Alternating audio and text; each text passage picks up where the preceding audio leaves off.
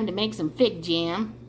So this is the recipe. You need 2 pounds of figs, 1.5 cups of sugar, 1/4 cup of lemon juice, and 1/2 cup of water. And you gather all of those up. You put them in a pot with just the sugar and the figs first, and then you start cooking them down. So you don't need pectin or anything for them because it kind of has its own natural pectin. So right now, I'm just cutting up all my figs into these little 1/4 pieces, and I'll let you know how it goes. All right, so before you cut them, you just have to wash them up, and then you have to take the stems off, and then you're supposed to cut them into these little 1/4 pieces. You can see. Look at that yummy fig stuff in the middle there. Okay, they look like an alien's brain. Oops, sorry. But they are so tasty. All right, I got all the figs chopped up in the little pieces, and now I'm getting ready to add the sugar. All right, I added 1.5 cups of sugar, and you're supposed to stir it here and there. The pan is not warm, no heat on.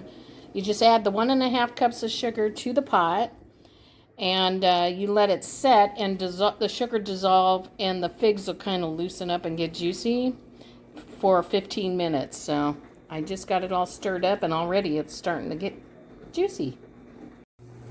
All right, it's been 15 minutes. I just added the lemon juice and the water, and you can tell I have my pan on hot. Anyway, you have to bring it to a boil, so that's what's happening next. All right, came to a boil, so now I've dropped it down to medium heat. It's 5 on my convection stove here. And we're supposed to let that simmer for 20 minutes. All right, after 45 minutes, I added some pectin, brought it to a boil, put them in these jars, and now they are cooling to room temperature. Then you can store them in the refrigerator for 2 months. And if you wanted to put them in something different, you could actually freeze it for up to 6 months, but we're going to eat it. Anyway, there you go.